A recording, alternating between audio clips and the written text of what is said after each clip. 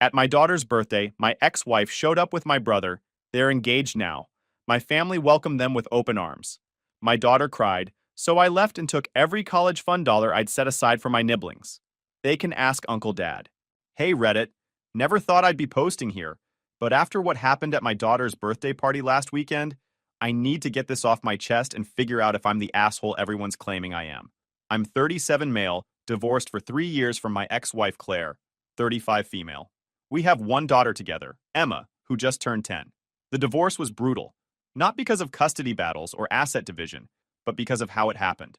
Claire cheated on me with my younger brother Ryan, 34 male, and I only found out when she got pregnant and had to come clean because the timeline didn't match up with when we'd been intimate. Yeah, that kind of betrayal. For context, Ryan and I used to be close. Not best friends or anything, but solid brothers who had each other's backs. He was the charming one, the guy everyone gravitated toward at parties. I was the responsible one, the one who got a steady job, bought a house, started a family. Classic dynamic, right? When Claire and I started having problems, stress from work, new baby, the usual marriage strain, Ryan was around a lot. He'd come over for dinner, help with projects around the house, play with Emma when she was a toddler. I actually appreciated it at the time. Thought it was nice having family support.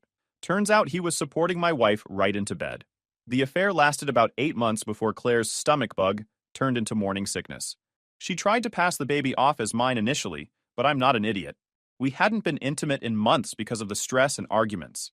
When I pushed for the truth, it all came out. The late-night texts, the emergency visits to Ryan's apartment, the lies about girls' nights and work events. She was 7 weeks pregnant with my brother's child. I filed for divorce immediately. We settled on joint custody, alternating weeks with Emma, all major decisions made together. I paid child support and covered half of Emma's expenses, kept things civil for our daughter's sake, even though seeing Claire at pickups made me want to scream. The baby, a boy they named Connor, was born 5 months after our divorce finalized. I've never met him. That's Claire's kid with Ryan, not my responsibility or concern. Emma has, obviously, since Connor is technically her half-brother. She's confused about the whole thing, which I get. It's a lot for a kid to process. But here's where it gets complicated with my family. My parents divorced when Ryan and I were teenagers. Dad remarried and moved to Florida, and we see him maybe twice a year. Mom, though, she lives 20 minutes away and has always been heavily involved in our lives. After the divorce, I expected her to be furious with Ryan. He slept with his brother's wife, destroyed our family, got her pregnant while we were still married. Pretty clear-cut villain, right? Wrong. Mom's response was that these things happen, and we all needed to move forward as a family. She never once acknowledged what Ryan did as wrong, just kept pushing for us to reconcile, to let bygones be bygones, to think about Emma and how she needs her uncle in her life. I told her I'd think about Emma's needs when everyone else started thinking about mine. Didn't go over well. My sisters, I have 2, Jessica, 40 female, and Michelle, 32 female, were slightly better, but not by much. Jessica gave Ryan a token scolding, but then moved on to planning family gatherings where everyone pretended nothing happened.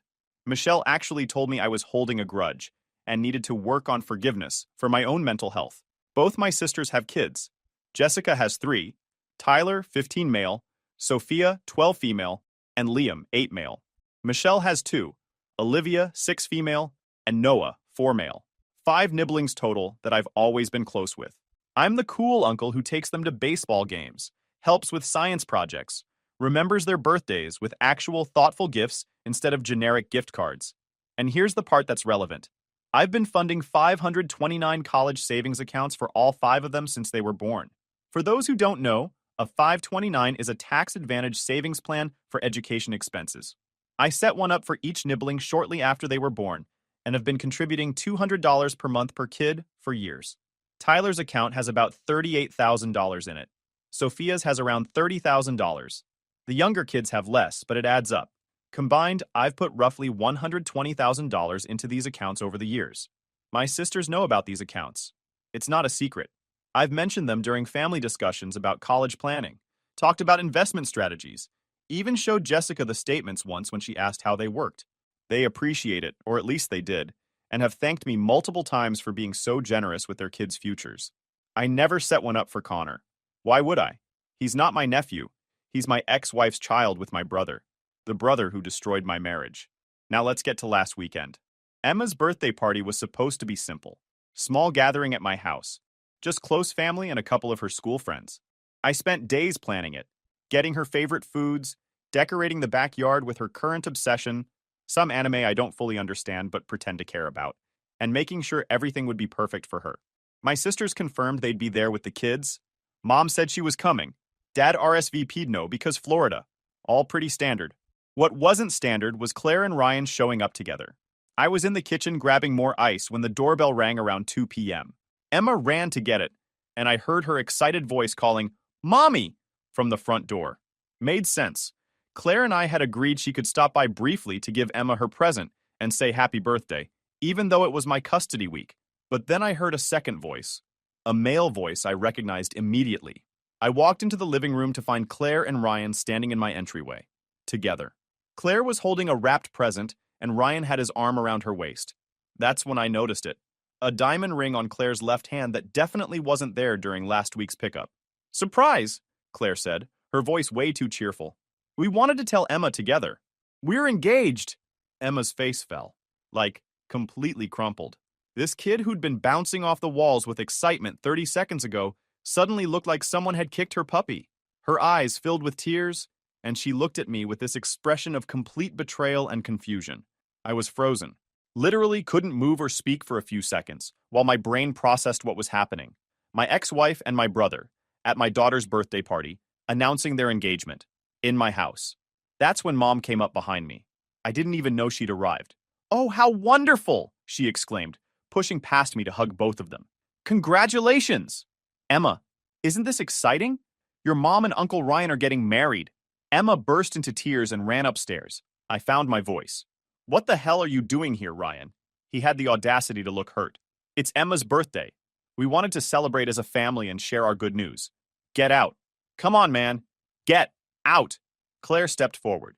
"You're making a scene in front of Emma's friends." She gestured to the backyard, where several of Emma's classmates were watching through the sliding glass door. "Can we please just—" "You're engaged," I said, my voice shaking. "You're engaged to my brother, and you thought my daughter's birthday party was the appropriate time to announce it?" "We thought Emma should know in a happy setting," Claire said, "surrounded by people who love her." Jessica appeared in the kitchen doorway with Michelle right behind her. Both of them already knew. I could tell by their faces, that awkward, guilty expression people get when they're in on a secret. "You knew about this," I said, looking at my sisters. "Ryan told us a few days ago," Jessica admitted. "We thought it would be nice for them to share the news at a family gathering." "This isn't a family gathering. This is my daughter's birthday party, at my house, that I'm hosting because it's my custody week." Michelle sighed like I was being difficult. "Why do you have to make everything so dramatic? They're happy. Can't you just be happy for them?" I looked around at my family. Mom was still cooing over Claire's ring. My sisters were treating me like the problem. Ryan had this smug expression like he'd won something. And somewhere upstairs, my daughter was crying on what should have been one of her happiest days. "Everyone out," I said quietly. "Party's over. Get out of my house." "You can't be serious," Mom said. "It's Emma's birthday. And you just ruined it. All of you. Out, now." I spent the next hour salvaging what I could. Apologized to Emma's friends' parents as they picked their kids up early, ordered Emma's favorite pizza, sat with her on her bed while she cried and asked me questions I didn't have good answers for. "Why does everyone like Ryan more than you?" she asked at one point. That one broke me, but I kept it together for her sake. Told her that sometimes adults make choices that don't make sense, and that just because people make bad choices doesn't mean she did anything wrong. Assured her that her birthday wasn't ruined, we'd celebrate properly tomorrow, and that I loved her more than anything in the world. After I got Emma settled with a movie and her presents, I went downstairs to clean up the disaster of my backyard. That's when I started thinking about those college funds. $120,000. That's how much I'd invested in my sister's kids' futures. Kids whose mothers had just sided with the man who destroyed my marriage. Kids whose grandmother couldn't even acknowledge that what happened to me was wrong. Kids who would grow up thinking Uncle Ryan, who'd betrayed his brother, had an affair with his sister-in-law, and got her pregnant, was a great guy who deserved their respect. I thought about Tyler, who'd be applying to colleges in 3 years. About the nice state school he'd probably choose, the one that costs $30,000 a year for tuition alone. About how Jessica had mentioned just last month how grateful she was that I was taking care of it, so they wouldn't have to worry. I thought about Sophia's dreams of becoming a veterinarian, about the expensive programs she'd need to attend, about how Michelle had literally said thank God for Uncle Brody when discussing college planning at Christmas. They'd all counted on this money, planned their lives around it, and they'd just shown me exactly how little they valued me compared to Ryan. The more I thought about it, the angrier I got. Not the hot, explosive anger from earlier. The cold, calculating kind that makes you do things you might not normally do. Around 10 p.m. after Emma was asleep, I pulled up the 529 account websites on my laptop. Here's something most people don't know about 529 plans. The account owner, me, can change the beneficiary at any time to anyone, including themselves. I could redirect all those funds to Emma's account, or I could withdraw them entirely, pay the taxes and penalty, and do whatever I wanted with the money. I sat there for an hour, staring at those account balances, thinking about every birthday party, every Christmas, every Sunday dinner where I'd smiled and played along while my family minimized what Ryan had done to me. Every time I'd been told to move on, to forgive, to think about the family. At 11:17 p.m., I started making changes. Tyler's account, change beneficiary to Emma Johnson. Confirm Sophia's account, change beneficiary to Emma Johnson. Confirm Liam's account, change beneficiary to Emma Johnson. Confirm Olivia's account, change beneficiary to Emma Johnson. Confirm Noah's account, change beneficiary to Emma Johnson. Confirm it took maybe 15 minutes total. 5 clicks, 5 confirmations, and suddenly all that money, every dollar I'd carefully saved and invested over the years, belonged to my daughter's education fund instead of my nibblings. Emma's 529 account, which already had about $45,000 in it from my regular contributions, now had approximately $165,000. Enough to cover 4 years at a good state school with money left over for graduate school if she wanted it. I closed my laptop, poured myself a whiskey, and went to bed. The next morning, I sent a group text to my mom and both sisters.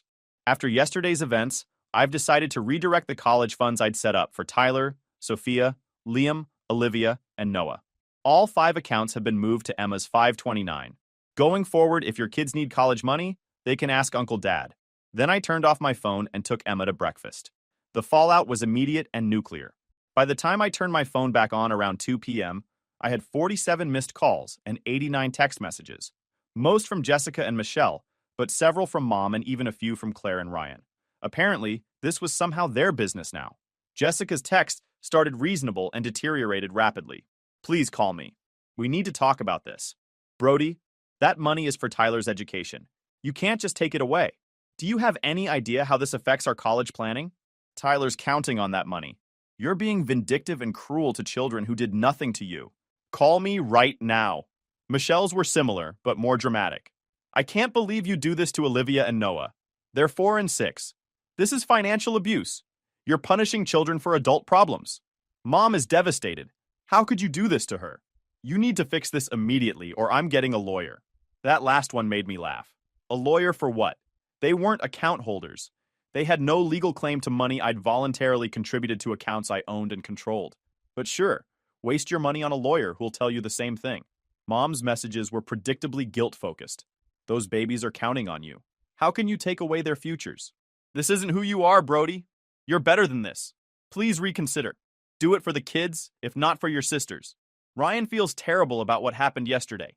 Can't you find it in your heart to forgive? Oh, Ryan feels terrible. How nice for Ryan.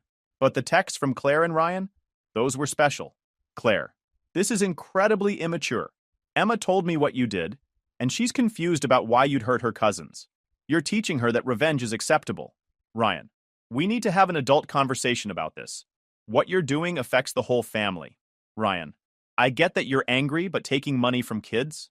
That's low, even for you. Even for me. As if I was the one who'd been acting badly this whole time. I didn't respond to any of them. Just turned my phone back off and enjoyed the rest of the day with Emma. That evening, Jessica showed up at my door. I saw her car pull up and seriously considered not answering. But I knew she'd just keep coming back, so I let her in. Are you out of your mind? She started immediately, not even saying hello. Tyler is applying to colleges next year. We've been planning his whole financial aid package around that 529 account. Then I guess you'll need a new plan, I said calmly. Brody, I'm serious. We can't afford to send him to school without that money. You know we can't. Sure you can. Student loans exist, scholarships exist, jobs exist, the same options available to everyone else whose uncle doesn't fund their education. This isn't fair to him. He didn't do anything wrong. Neither did I said. But somehow, I'm the one whose family showed up to my daughter's birthday party to announce his ex-wife and brother's engagement. I'm the one whose mother couldn't even acknowledge that what happened to me was wrong. I'm the one whose sisters think I should just get over it and be happy that my brother is marrying the woman who cheated on me with him while we were married. Jessica's face crumpled a bit. We were trying to move past it, for the family's sake. No, you were trying to make it easier for yourselves. You didn't want to deal with the awkwardness of taking sides, so you decided I should just absorb the betrayal and smile about it. Well, I'm done absorbing things for the family's sake. What about the kids? They love you. Tyler asks about you all the time. That one stung, but I pushed through it. Then Tyler can keep a relationship with me that isn't based on money. If he wants to call, text, visit, great. But I'm not bankrolling his future while his mother sides with the guy who destroyed mine. You're being cruel. I'm being fair. I gave your son $38,000 over 15 years. That's generous. I'm under no obligation to continue that generosity when you and Michelle have made it clear where your loyalties lie. We argued for another 20 minutes before she left, slamming my door hard enough to rattle the frame. After she drove away, I poured another whiskey and tried to not feel guilty about the whole thing. But here's the truth. I didn't feel that guilty. Conflicted? Sure. Sad about potentially losing relationships with my nibblings? Absolutely. But guilty about the actual decision to redirect that money? Not really. The week continued in much the same pattern. Michelle showed up on Tuesday, crying about how I was ruining Olivia's future. Mom called daily, each conversation more manipulative than the last.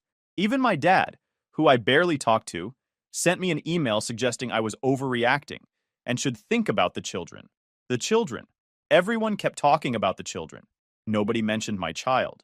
Nobody acknowledged that Emma had cried herself to sleep after her birthday party.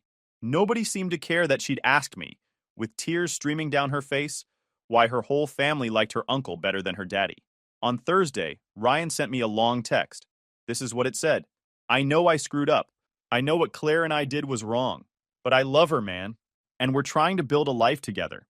Can't you see past your anger for long enough to let us be happy? The engagement announcement was bad timing. I admit that. But this thing with the college funds is next level. You're punishing kids who literally have nothing to do with our situation. Jessica called me crying because she doesn't know how they're going to afford Tyler's education now. Michelle is panicking about Olivia and Noah's future. Is this really who you want to be? The uncle who takes away kids' opportunities because he's mad at their parents? I'm asking you, brother to brother, please reconsider. Fix this. Do it for them if you can't do it for me. I stared at that text for a long time. Thought about responding with something mature and measured. But then I remembered him standing in my living room with his arm around my ex-wife, looking smug as hell while my daughter cried upstairs. So I typed, "Not your brother," and they can ask Uncle Dad for college money. Then I blocked his number. The next escalation came Friday evening, when the entire extended family got involved. I started getting calls and texts from aunts, uncles, cousins I barely talked to. Everyone with an opinion about how I was destroying the family over pride and stubbornness. My mom had apparently called everyone to explain her version of events, which painted me as a vindictive monster who'd stolen money from innocent children out of spite. The texts were all variations of the same theme. Family is everything.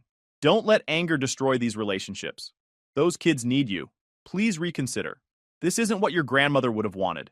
She passed away 5 years ago and has nothing to do with this. But sure, weaponize her memory. You're better than this. The implication in all of them was clear. I was the problem. Not Ryan for sleeping with my wife. Not Claire for cheating while we were married. Not my mom and sisters for welcoming my betrayers with open arms. Me for having the audacity to stop funding college accounts for kids whose parents actively chose sides against me. I turned my phone off entirely for the weekend and took Emma to an amusement park 3 hours away. We rode roller coasters, ate overpriced theme park food, and stayed in a hotel with a pool where she could swim and forget about family drama for a while.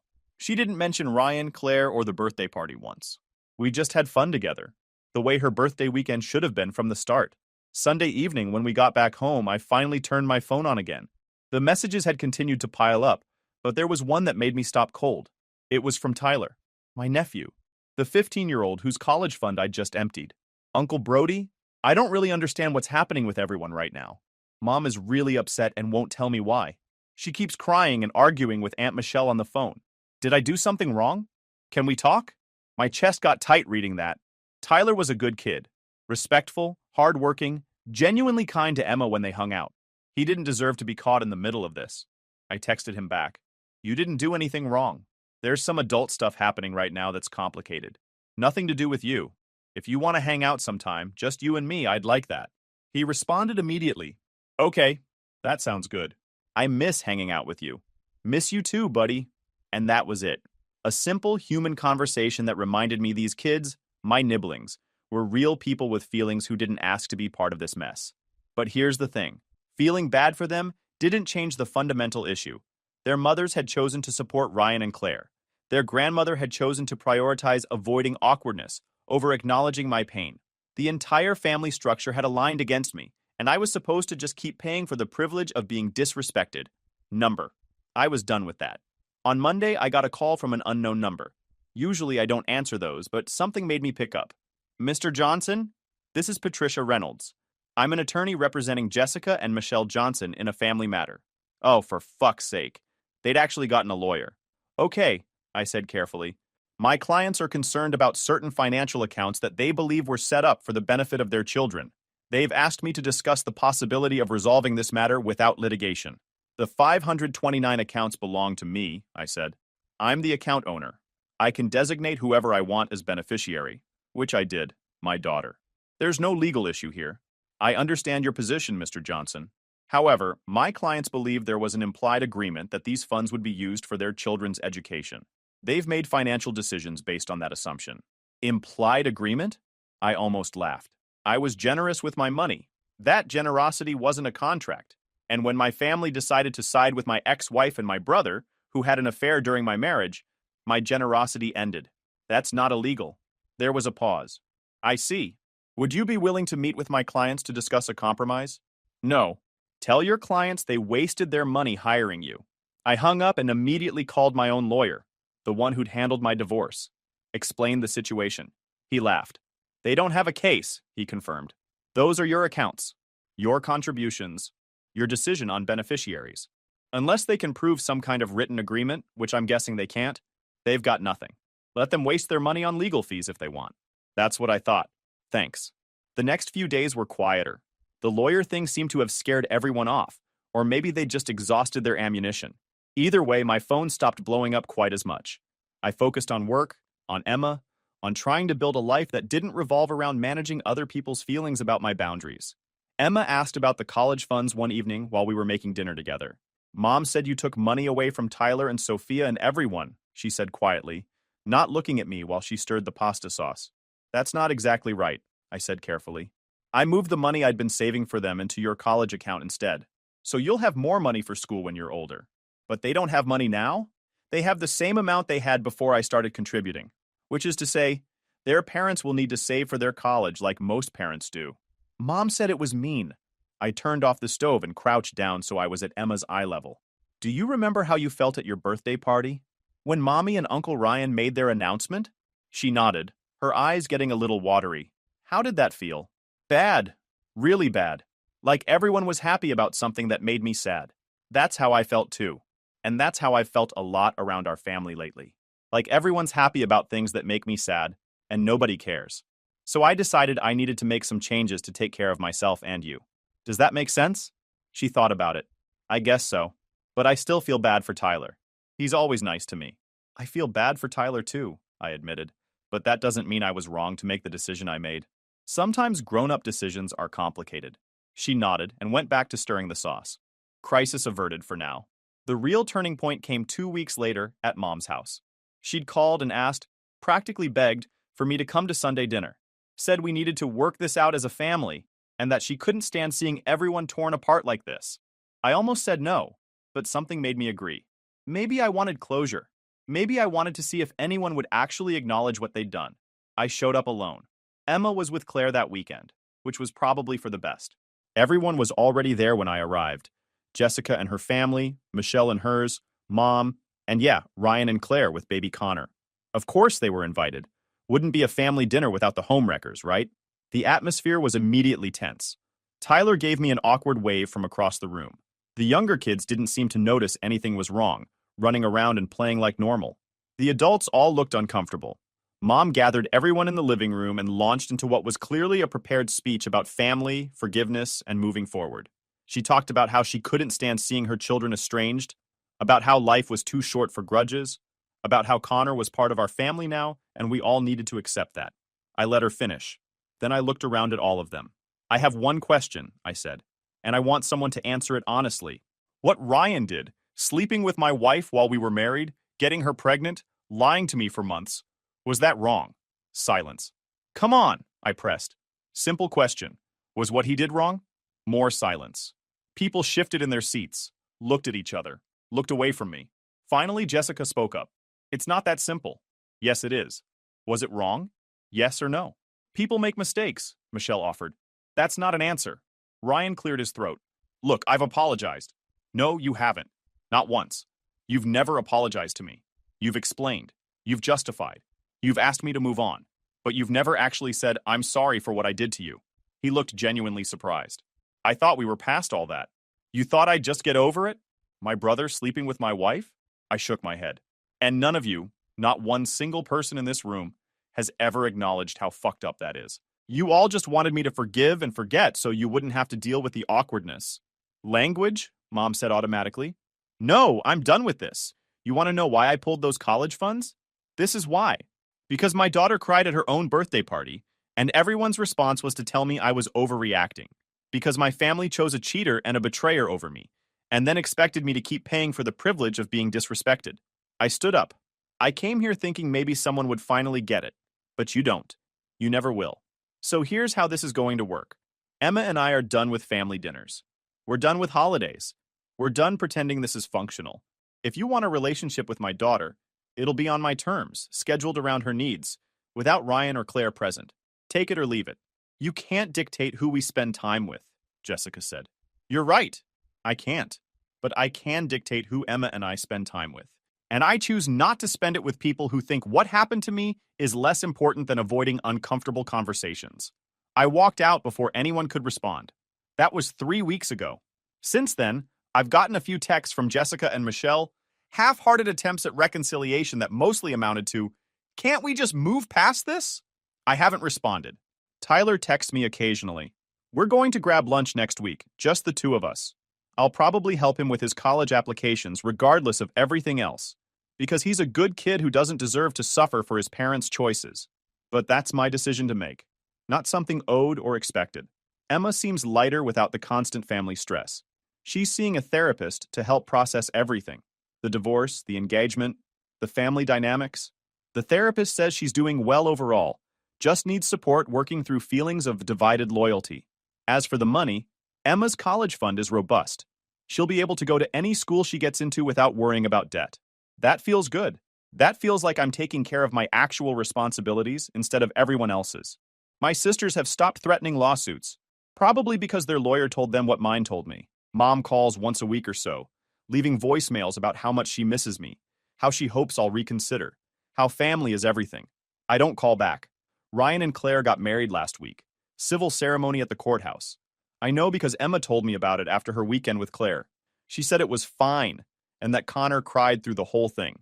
She didn't ask why I wasn't invited, which meant she already knew. People keep asking if I feel guilty about the college funds. The answer is no, not really. I feel sad about losing relationships with my nibblings. Sad that it had to come to this. Sad that my family chose sides so definitively. But guilty about taking back my own money? Number. I'm done setting myself on fire to keep other people warm.